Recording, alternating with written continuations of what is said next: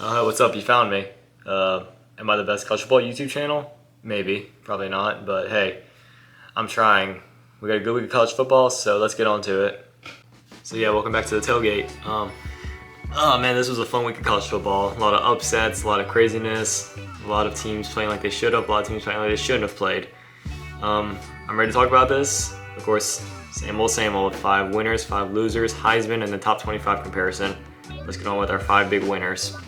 The first winner for me is LSU as they took down a undefeated Missouri at Missouri 49-39. I watched a little bit of this game, not everything. I was busy doing some stuff at work, but I got to watch the end of it. And man, what a game. LSU was down 15 and I was kind of thinking, man, no way does LSU get blown out by Missouri.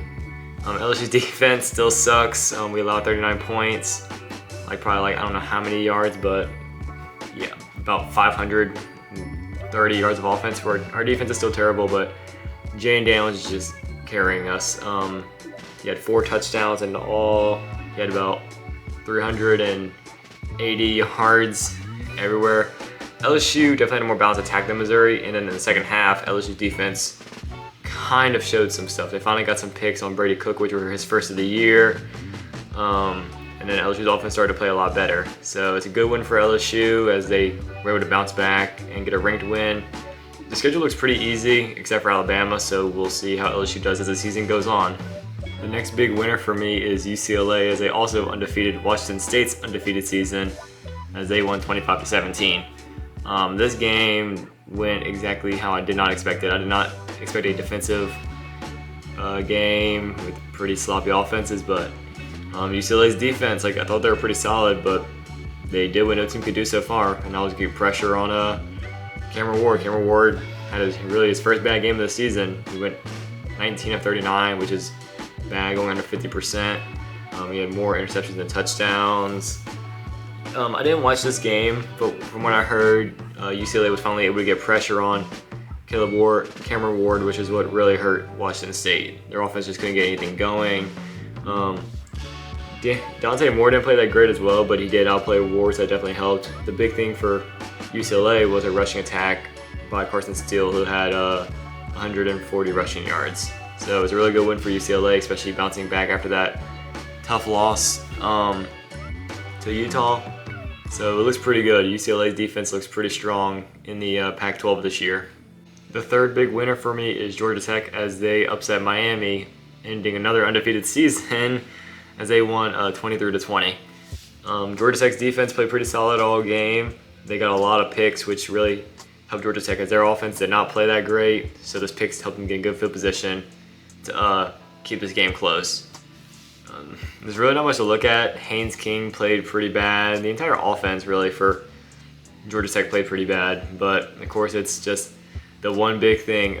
Georgia Tech got that fumble because Miami was being stupid. And then they got a 44-yard bomb into the end zone to win the game. Pretty good win for Georgia Tech. They've been pretty competitive all year. So it's fun to see, and what a win out of nowhere for Georgia Tech. The next big winner for me is Louisville as they upset Notre Dame 33-20 to keep Louisville's undefeated season alive and knock Notre Dame out the playoff hunt. I watched almost this whole game, and I'm speechless. Louisville looks amazing. I can't believe I didn't have them ranked last week, but they proved me wrong. Notre Dame cannot get a single thing going. They shut down Sam Hartman. They shut down Aldrick Eston. They shut down Mitchell Evans. Notre Dame's defense, they tried. They played all right, but then once Louisville started getting a bunch of those turnovers and picks, then it just sealed the deal. Everything looked good for Louisville. Their defense looks like a top-tier unit. Jawar Jordan had 140 yards on the ground and 2 touchdowns. Jamari Thrash had 75 yards and a touchdown. And Jack Plummer played pretty all right for Louisville. It's just crazy. Louisville looks really solid as now they're out of nowhere in contention for the ACC. And I'll just say right now, looking at it, I would pick Braum for Coach of the Year right now. He's taken a team that was pretty average last year, and they're 6-0. They're already bowl eligible, and now they're contending in the ACC. It's crazy. So a great win for Louisville. the biggest winner is easily Oklahoma, as they got some sweet revenge on Texas, winning 34-30 in the Red River rivalry. Again, just like Louisville, I've been stubbing Oklahoma in my polls, and they proved me wrong with this big win over Texas. I knew this game was not going to be like last year where Oklahoma lost 49-0, but I didn't expect Oklahoma to win still. But they got a bunch of those big turnovers early. Quinn Ewers started playing really bad, but then he did pick it up to get Texas back in this game. But they could not stop Dylan Gabriel. Dylan Gabriel had a Jane Daniels-like game with his stats, it seems like. I mean, 285 yards passing and a touchdown with no picks, 113 rushing yards and 1 touchdown. And he just had they had that crazy play at the end where, like, with the whole pocket collapsing, they get a touchdown to seal the deal.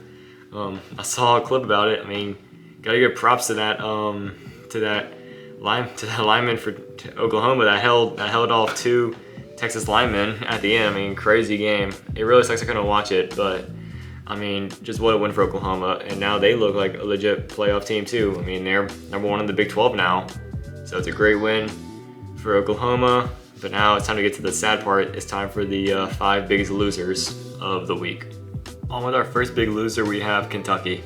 I know Kentucky was not really a heavy favorite against Georgia, but I didn't expect it to be that bad. I didn't expect Georgia to put 50 on Kentucky.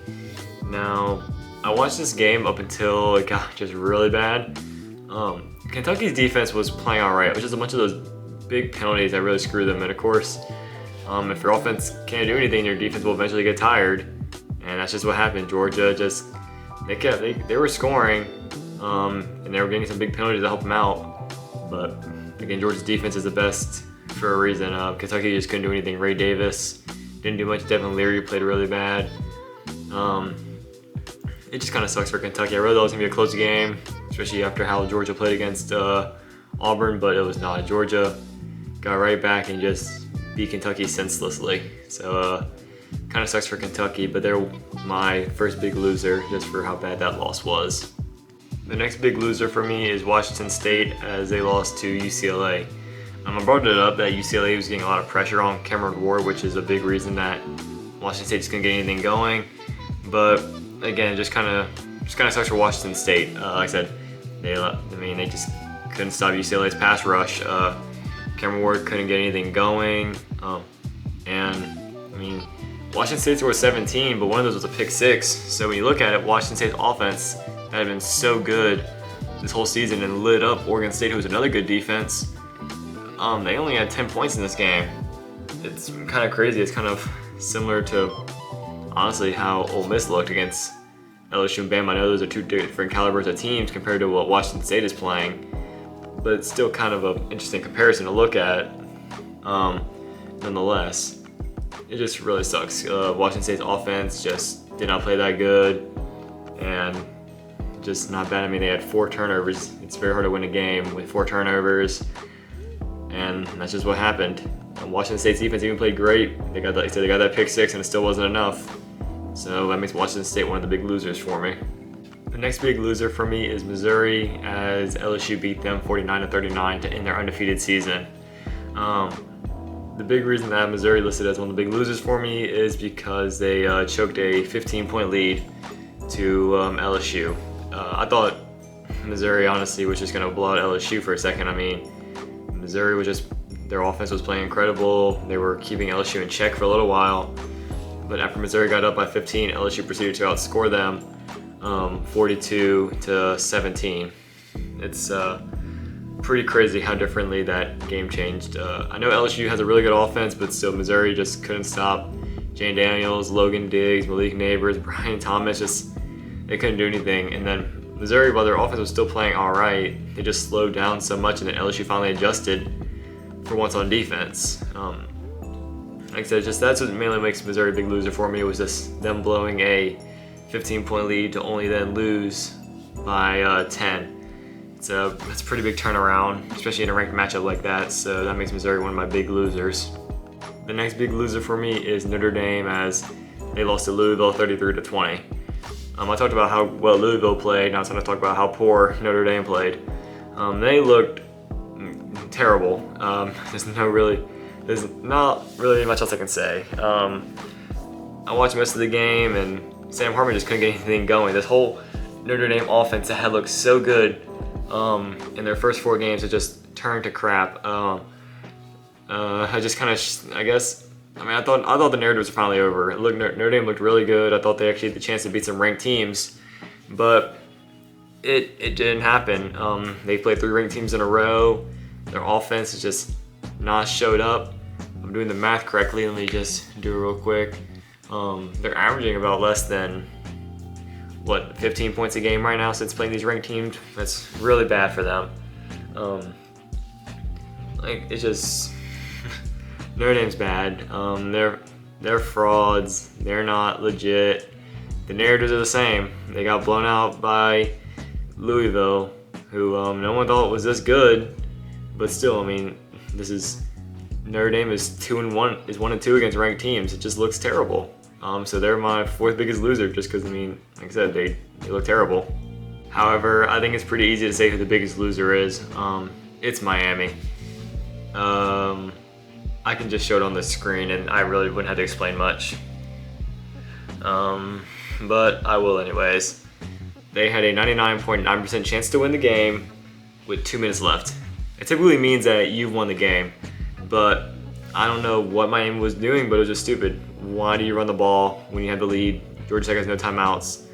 You run the ball, you fumble, and then you let Georgia Tech convert 2 big plays. You let them go that dot with 8 seconds left. A lot of people saw that clip of that Miami player. He's like, "What the F are we doing?" He's like, I don't know. I don't know what's up. I don't know why you would run the ball when you have the lead and there's no timeouts. You just gotta kneel the ball and you win.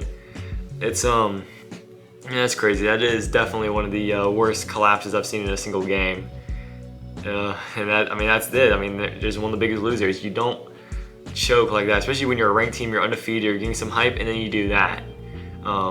They're the biggest loser, and that's no question. And what a way to wrap up the 5 big losers with a dud like Miami. Now, who do I think is the in contention for the Heisman? I still think it's Michael Penix. I knew he was on a bye, and of course he has a big game to show that he's worth the Heisman right now against Oregon. That's game day next week. I'm excited for that game. I'm ready to see how good Penix plays, but I think he's still the front runner for me. However, I'd say second is Jayden Daniels. He's playing out of this world. He's leading college football in total yards. He's top 3 in almost all quarterback stats. He's something.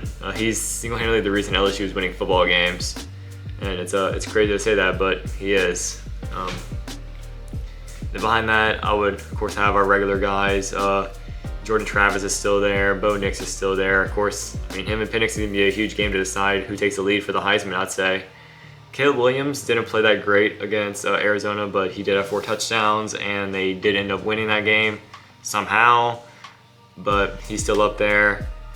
And even though Quinn Ewers didn't play that great, so I'd say he's definitely at the bottom, he's still there. And same for Cameron Ward. He played bad, but he's still there, but he's at the bottom of the list. But those are my main Heisman candidates. As we get on to my favorite section, the top 25 comparison. Looking at my polls, my top 10 has basically the same teams, just of course ranked a little differently. I still have Ohio State ranked number 1. I really had no reason to drop them down to number 2. I know their winning against Notre Dame doesn't look that good anymore, but they did blow out Maryland, who I had as a ranked team, so I think that win kind of equals out with Georgia's win. So Ohio State still is the best team in the country in my opinion. And with that, I have Georgia at 2, and then I have Florida State at 3 and Michigan at 4. I'm still waiting for Michigan to play their big game. They don't have one for a while, but they're still playing really good, so I still think they're definitely a top 4 team. And then Florida State played really good too, so they're in my top 3. Looking after that, I have Penn State at 5, and then I have Washington at 6 and Oregon at 7. The big difference with my polls would be Oklahoma. I have Oklahoma ranked 8th compared to 5th in the AP poll. Again, I had Oklahoma ranked a lot lower in my polls in the AP. While I did give them a higher jump, I didn't put them in my top 5, as I think top 5 might be too much of a stretch. I definitely think they're a top 10 team though after how they played against Texas. And then I have USC at 9 and then Texas at 10. I know the polls have that swapped where they have Texas ranked ahead of USC. It's definitely an argument for me about who I'd say is better, but the thing for me is that Texas lost, USC won. Even though USC had a really ugly win, it's still a win, so I gave them a slight edge over Texas, and that's my top 10. 11 through 15 has a lot of the similar teams as the AP, just ranked slightly different. The big similarity is, of course, that I have Bama and USC ranked 11 and 12. They both had really good wins. No reason to really change anything there. Like I said, for USC, Drake May finally had a great game, and then Bama beat Texas A&M, who I had as a ranked team. So they both had really good wins. No reason to change that, like I said. Looking at 13 and 15 is kind of a really weird jump, but I have Oregon State at 13 and Ole Miss at 15, where the polls have them the other way around. That was mainly because I thought Oregon State's win over Utah was super impressive, and I did have Ole Miss ranked pretty low going to that LSU game, so it's just kind of that. I had some teams ranked a little differently, of course, but they're around the same spot. It's a little bit, it is swapped, but they're still both top 15 teams, so I don't think it's much of a difference. And then for me, I have Utah at 14, where the polls have them at 16. A little bit of foreshadowing into the next section is that these two teams are swapped also. I have Louisville at 16 and Utah at 14, which is vice versa for the polls. That's because I didn't have Louisville ranked, and I still gave them a huge jump, of course, like the polls did, but they were ranked lower. I had them unranked in my polls. And then Utah just kind of, with a lot of teams losing around this area, they're just kind of there. So I thought 14 was a good spot for them. As always with these polls, the bottom 10 is where it gets really weird. Starting at 16, I had Louisville. I already explained that. I had them ranked a little bit lower than the polls. They were unranked by just one spot for me. So I still gave them a huge jump, but I thought 16 was the right spot for them. 17, I have Tennessee, which is a little bit different than the polls where they're tied at 19 with Washington State. Tennessee was on a bye, but again, with a lot of teams around this area losing, I just thought just to kind of jump them up because I just think they were better than some teams that kind of got a huge jump from a big win, or teams that lost, of course, from a bad loss. One of the changes for me too is that I have LSU at 18 compared to 21 and 22 in the polls. That jump mainly comes from me having Missouri ranked a lot higher. I have Missouri ranked 15th going into this game compared to where the polls had them at 21. So LSU had a more impressive win than the polls give them credit for, so of course LSU has a bigger jump for me. And then at 19, I have Missouri still ranked.